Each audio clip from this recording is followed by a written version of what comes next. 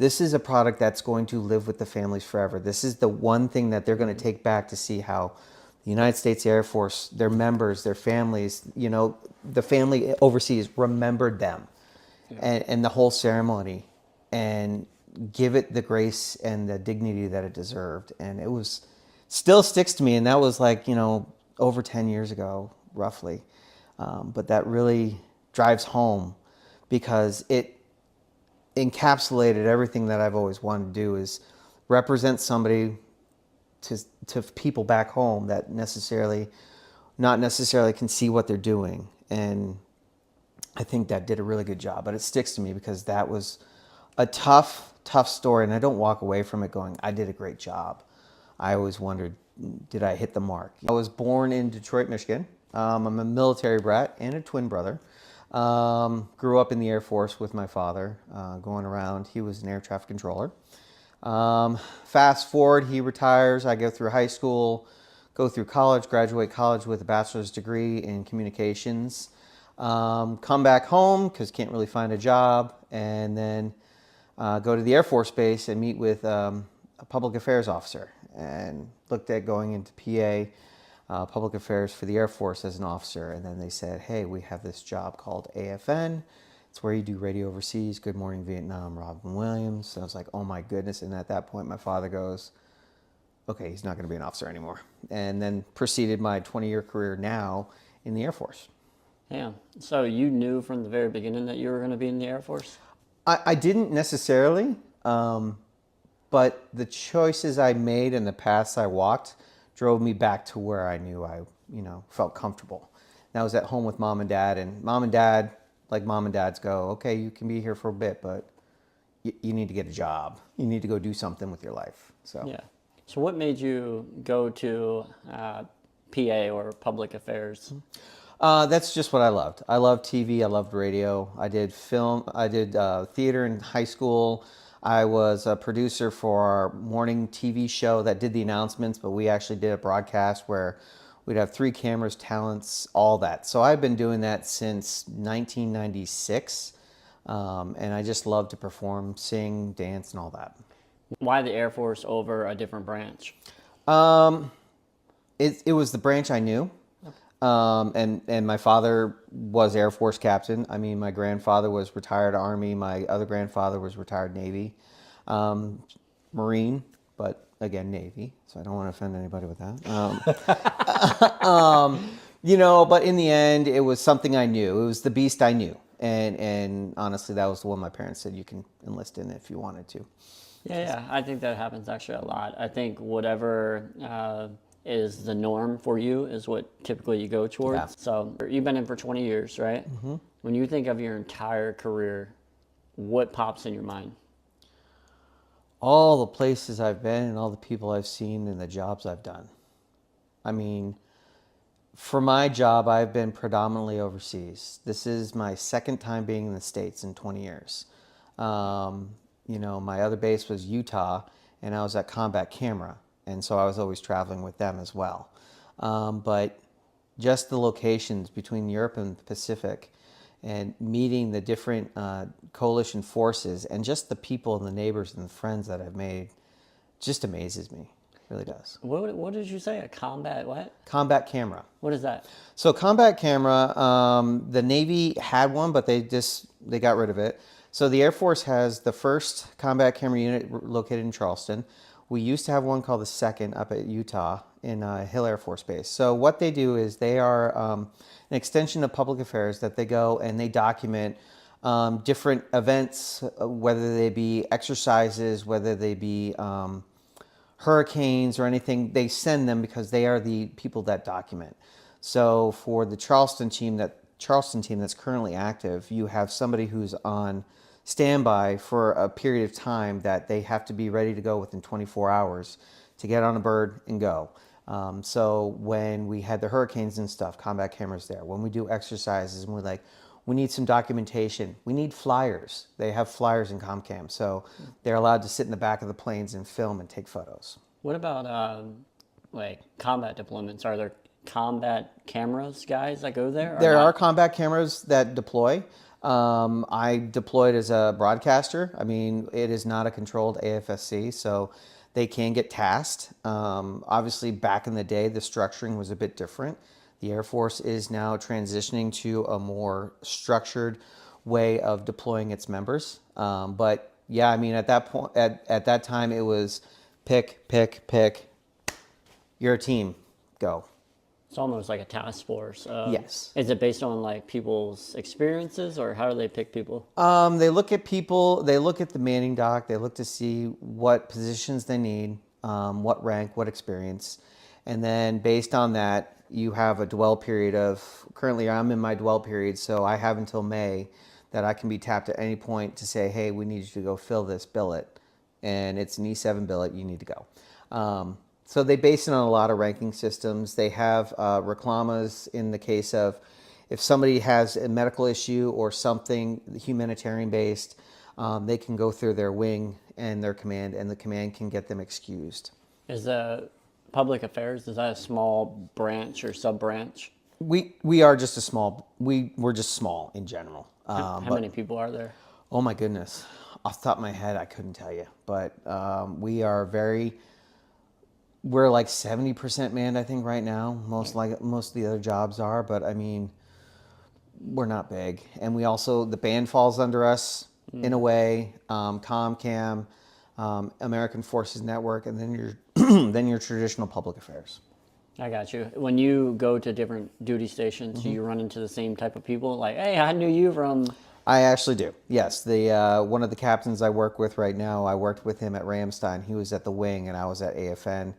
I have an airman I'm working with right now. She was at one of my AFN stations in Italy when I was in Europe. So I've crossed paths so many times with people. My current deputy commander, Colonel Grabowski, was the captain at Lakenheath when I was in England.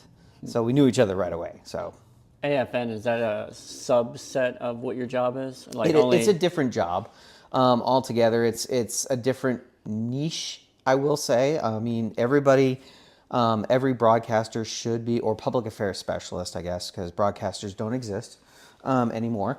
You had to know all of the different facets of all the different things, just enough to get by. But AFN is all overseas, unless you're at one of the two headquarters, one at Fort Meade and one at in California, Riverside. But for the most part, those are just more major news type entities where they're taking content and pushing it out to the field. Whereas overseas, you're producing, covering, and doing radio to the troops. Yeah, I remember, so I went to Korea in 2015 to 16, and then from 19 to 21. I don't remember AFN as like prominent during that time, but I do remember it when I was in Afghanistan from 08 to 2011, somewhere in there. I remember seeing it like all the time on, and I don't know when you were a part of AFN. Maybe I've seen you. I don't know. I was there in 2009 in Afghanistan. Yes. So I might have seen you on TV. Yeah, that was the time that we gave away a Harley Davidson. We had a block party down in Bagram. We had a live band and everything. Yeah. So I don't know if you got to be a part of that, but yeah, we were the first team to ever do a radio remote out of Afghanistan. Wow, that's pretty awesome. What are some of your most memorable experiences just in the Air Force or in public affairs? Most memorable, you know, that's hard to answer because there's so many different things. You know, I will say probably one of the most memorable ones is getting to talk to people and really tell their story and seeing the impact. You know, my mother, when I was deployed, would always like, I'm looking at the TV because I know when you're not going to pop up to do the newscast, something's wrong. So it was a way to tell her I was there. And, you know, where there was a lot of doom and gloom in Afghanistan in 05 and in 09, highlighting these stories and these people, and that soldiers were not just soldiers, but they were people. You know, doing a story about how certain soldiers are, you know, relaxing by doing karaoke, you know, and highlighting that this person is the driving force behind it. You know, I've interviewed celebrities and I've met the gambit of them, you know, but it was really highlighting people was always important to me because you have your typical in the Air Force, your fighter jocks, the jets, but you never hear about the maintenance guys. You never hear about the guys that are making everything happen behind the scenes. And I always like to highlight those people. And then I get told back, man, my mom saw that story. That's awesome. I could never tell her what I did because I didn't know how to explain it, and you did it for me. That's awesome. So, is there a specific story that like sticks in your mind out of all the people that you've done? yeah, and it's not a happy story, unfortunately. It's interesting that you asked that because this morning I was in my deputy's office, and she has on her desk, it's a card, and it says, "Thank you and your PA staff for all that you've done," because we had the Jolly Green Rescue Squadron, when I was stationed in England, lost 6 members. Helicopter went down, and so the families couldn't be there because obviously the turnaround time, England and all that. So my boss came to me and charged me, or asked me, well, told me, because nobody gets asked, right? Right? I was voluntold. No, but because of my expertise and what I did, what I knew from my college experience, high school, and being in the Air Force at that time for a good amount of time, to be the lead producer to cover the funeral ceremony for the 6 airmen, to then make a video to send it back to their families. You know, and I was telling the colonel today, I was like, I didn't sleep for a week.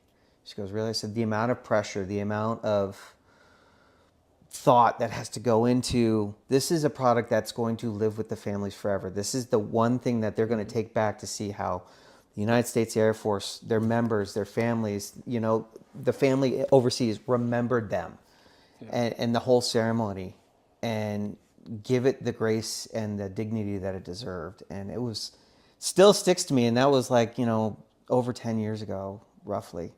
But that really drives home because it encapsulated everything that I've always wanted to do, is represent somebody to people back home that not necessarily can see what they're doing. And I think that did a really good job, but it sticks to me because that was a tough story. And I don't walk away from it going, I did a great job. I always wondered, did I hit the mark, you know, because I didn't hear from the families. Yeah. How did you decide how to structure that story? I had to take a step back and remove the emotion out of everything and look at it from a production standpoint.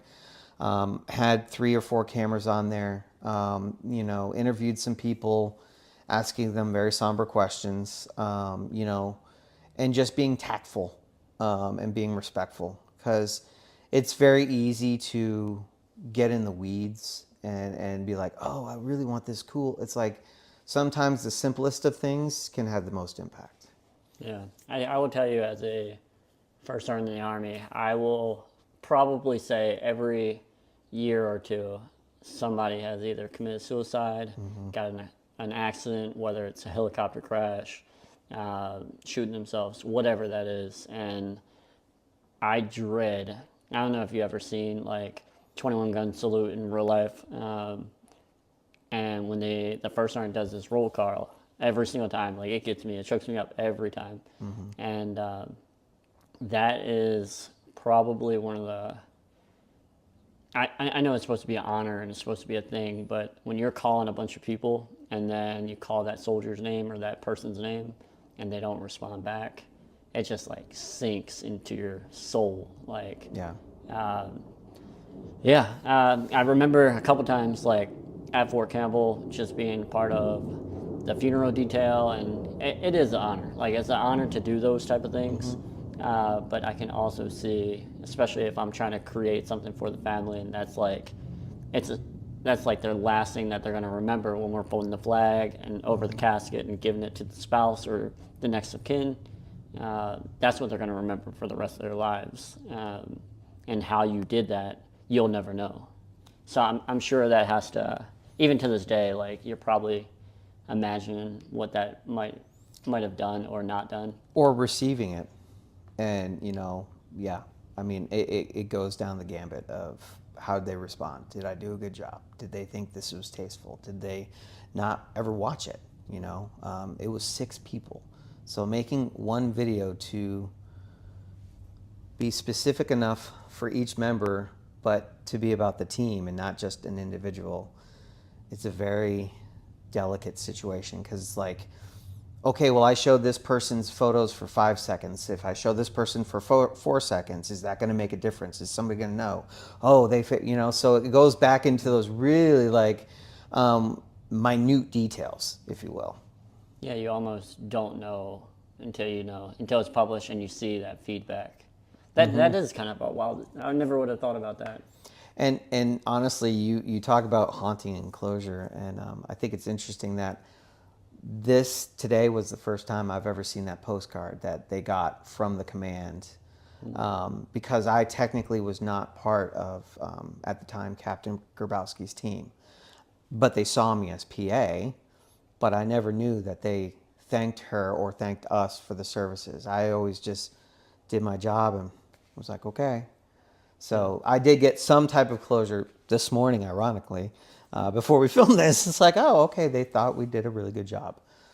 So that's pretty awesome kind of closure for sure. Yeah. So that was maybe some of the most memorable. What about like a positive thing just in your career? Positive would be just like highlighting all the different events when we did radio remotes, like going to school openings or the events where families were involved, getting kids. One of the proudest dad moments / broadcaster moment was my daughter, Emily, who's a military child, was asked to be interviewed on AFN Europe. Now, AFN Europe is a broadcast that goes throughout Europe. It's not just in Germany. It goes to Italy, it goes to Turkey, you name it, right? And so she answered her questions on the air, and I'm sitting there and I'm just listening. And my DJ gets off the mic and she goes, "Were you coaching her?" I said, "Absolutely not." She nailed every question. She made a proud dad broadcast. I'm like, "Oh man, you did it great." But just seeing her light up and being that way, my stepdaughter, I did the same thing when I was in England.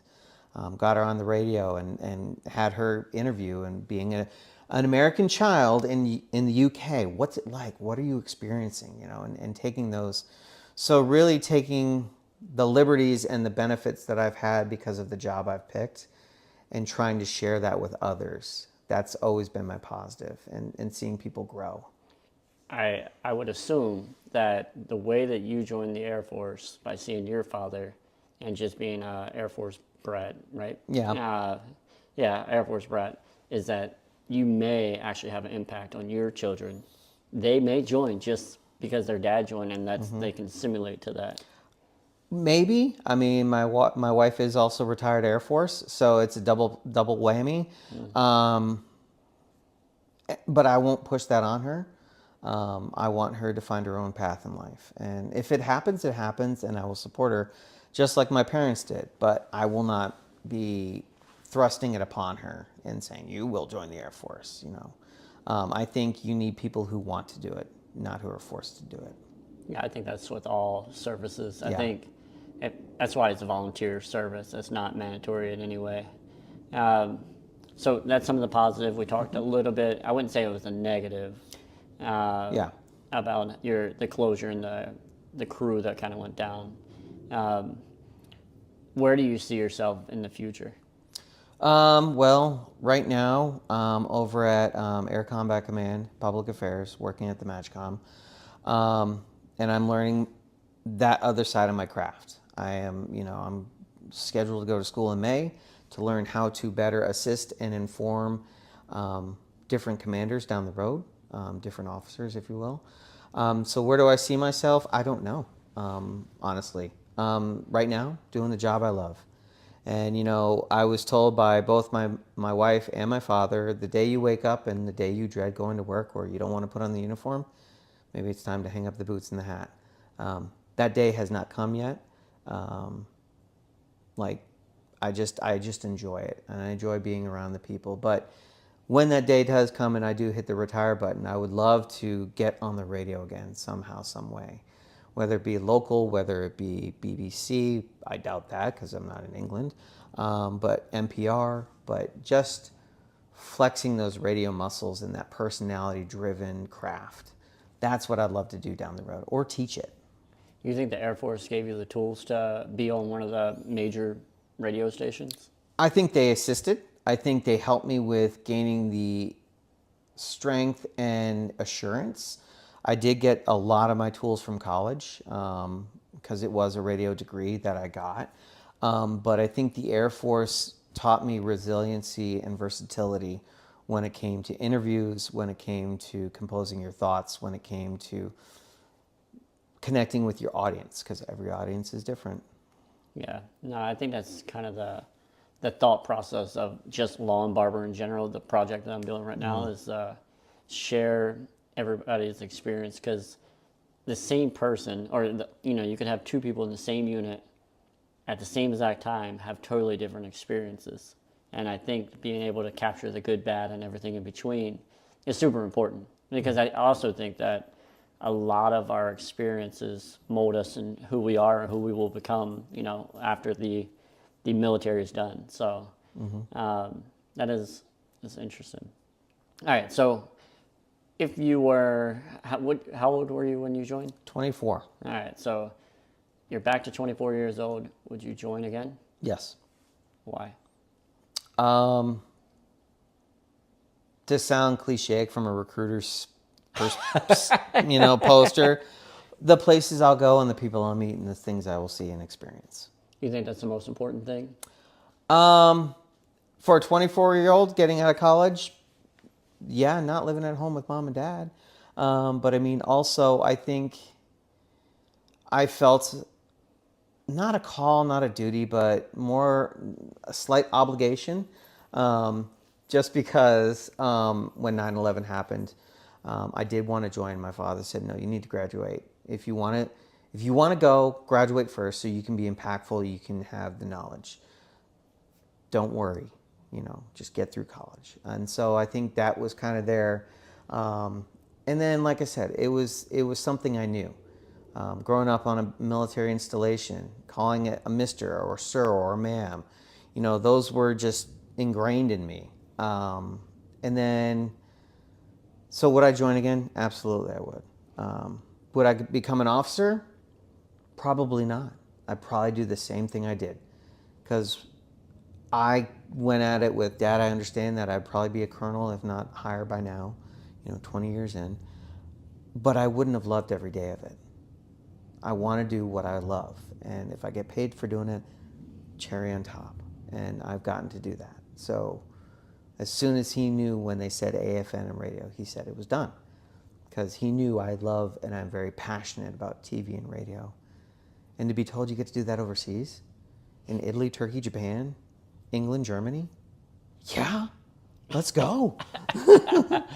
I'm trying to I'm going to go back a little bit, and I was going to try to close this up, but you did bring up something that I don't really understand. So you said, so you have a college degree, and then obviously you went to the recruiter, did your thing. Why didn't you go officer in the very beginning? Is it the job specifically? Yes. So AFN, so back when I came in, public affairs was broken up into a few things. So you had your photographers, you had your videographers, you had your broadcasters.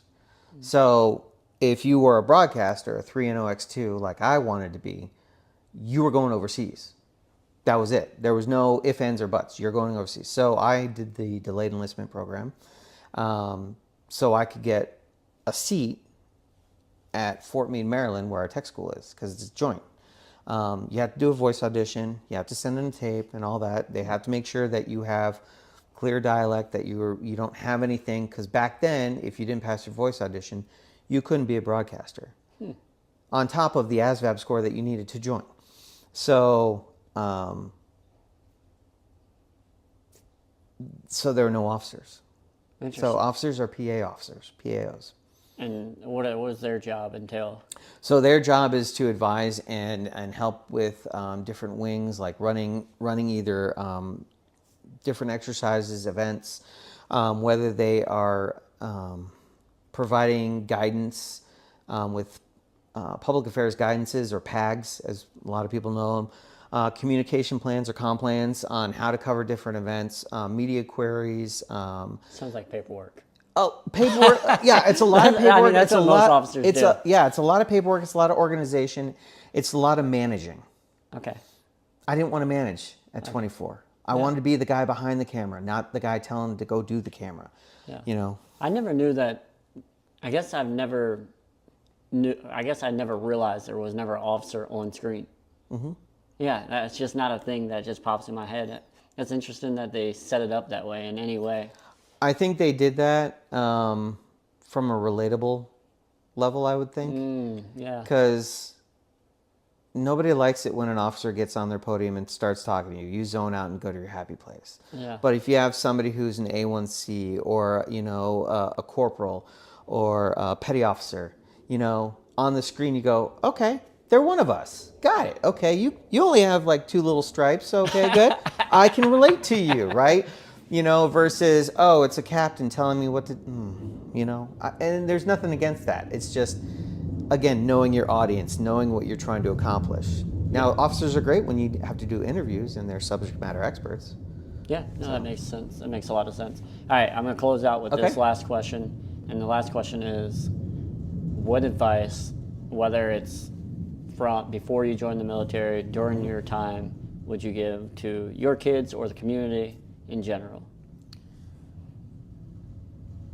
Make every moment count. Nothing's a given in life. Put down the phone. Be in the moment. Capturing in the moment is one thing, but being in the moment's another. That was something I had to learn with my daughter. I was so busy trying to take photos and video that it became more of a job than sitting